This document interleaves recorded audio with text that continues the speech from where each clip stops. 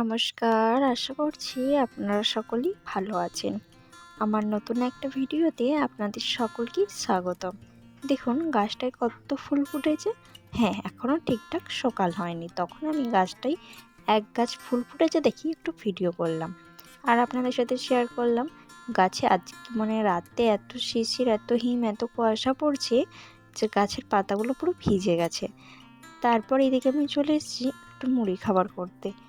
আজ মুড়িতে খাবার করব, ওই একটু কম করবো, বেশি কিছু করব না, কারণ আজ অনেক দিনই ঘুগনিও হয়েছে, পেঁয়াজিও হয়েছে, মানে সমস্ত কিছু প্রতিদিন তো মুড়ি তো চাই, কিছু না হলে মুড়ি খাওয়া যায় না।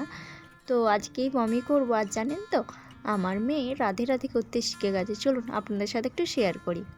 জয় জয় রাধে রাধে রাধে রাধে করো, তুমিও করো, জয় জয় রাধে রাধে করো। আপনারা দেখুন, শুধু দেখবেন। ও প্রথমে দেখছে মা কিভাবে করছে, সেটাই দেখছে, তারপরে নিজে করছে।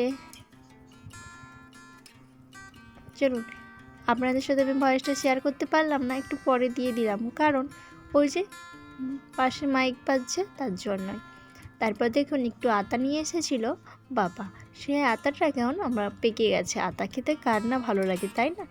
তার জন্য আমরা সকলে মিলে আতা খেতে বসে গেছি। জানেন তো, আতা খেতে কার কার ভালো লাগে সেটা আমার কমেন্ট বক্সে কমেন্ট করে জানাবেন।